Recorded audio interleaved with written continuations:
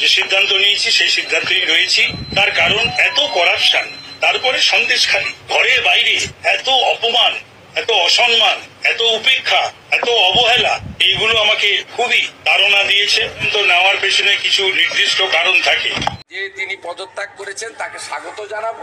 যে কয়েকজন বিশিষ্ট নেতৃত্ব দীর্ঘদিন ধরে রাজনীতির সঙ্গে যুক্ত আছেন তাদের মধ্যে মাননীয় তাপস রায় অন্যতম এবং বিধানসভাতেও সুবক্তা ছিলেন।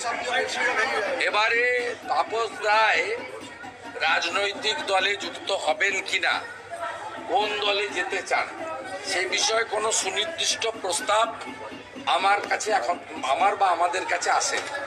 আমাদের কাছে এলে ভারতীয় জনতা পার্টির কিছু নিজস্ব নিয়ম নীতি রয়েছে।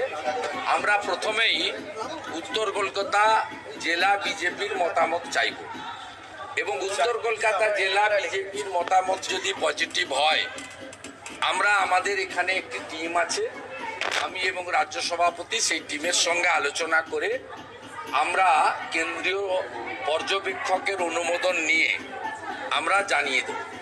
কিন্তু একটা কথা আমি বলতে পারি, রাজনৈতিক ময়দানে ভুল ত্রুটি অনেক কিছু থাকতে পারে, কিন্তু তাপস রায় এই রাজ্যের একজন বিশিষ্ট নেতৃত্ব এবং তিনি একটা সময় মন্ত্রী ছিলেন, 4-5 বার এমএলএ হয়েছেন, কলকাতা কর্পোরেশনের কাউন্সিলর এবং এমএমআইসি ছিলেন এবং বর্তমানেও তিনি ব্যারাকপুর সাংগঠনিক জেলা তৃণমূল কংগ্রেসের সভাপতির দায়িত্বে আছেন এবং তৃণমূল প্রতিষ্ঠা হওয়ার অনেক আগে থেকে তিনি ছাত্র রাজনীতি থেকে, ছাত্র পরিষদের তৎকালীন সভাপতি থেকে কয়েক দশক রাজনীতি করেছেন।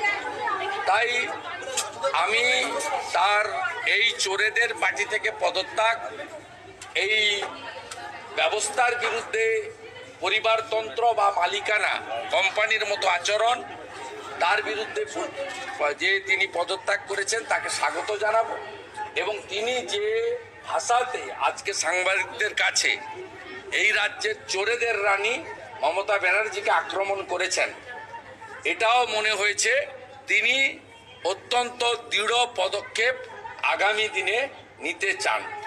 বাকিটা রাজনৈতিক বিষয়, ওনার কাছ থেকে প্রস্তাব এলে উত্তর কলকাতা জেলা বিজেপিকে কনফিডেন্সে নিয়ে আমরা আমাদের সিদ্ধান্ত, উনাকে শুধু বলবো যেদিন নাম ধরে বলবেন আপনার বাড়ির সামনে কালীঘাটে মঞ্চ বেঁধে আমি উত্তর দিয়ে আসবো, আমার নাম শুভেন্দু।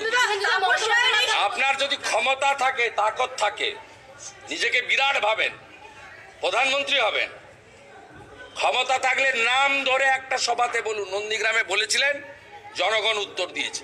আর মেদিনীপুরে তাম্রলিপ্তের মাটিতে আমাকে যত আক্রমণ করবেন তত বেশি ভোটে লোকসভা নির্বাচনে আপনি হারবেন। আপনার আজকের সভার দৃশ্যটা আপনি দেখে এসেছেন, আজকের সভায় কি করুণ দৃশ্য আপনি দেখে এসেছেন। এই তোলামূল 2020 পয়লা ডিসেম্বর শ্যামবাজারের ট্যাবলার বাড়িতে প্রশান্ত কিশোর, মমতা ব্যানার্জির ভাইপো অভিষেক ব্যানার্জি, সৌগত রায় সুদীপ ব্যানার্জি আর সৌগত রায় লাউড স্পিকারে মমতা ব্যানার্জি পাটা ধরতে শুধু বাকি রাখেনি তৃণমূলে থাকার জন্য।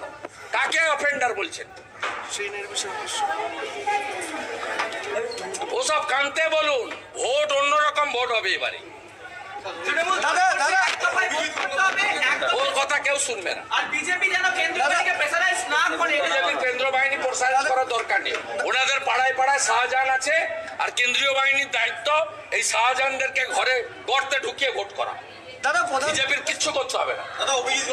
দাদা, প্রধানমন্ত্রী মেট্রো অভিজিৎ গঙ্গোপাধ্যায়ের ব্যাপারে আমি কাল ক্লিয়ার করেছি, আগামীকাল উনি রিজাইন দেবেন। রিজাইন দেওয়ার পরে আমি ওনার সম্পর্কে বলবো।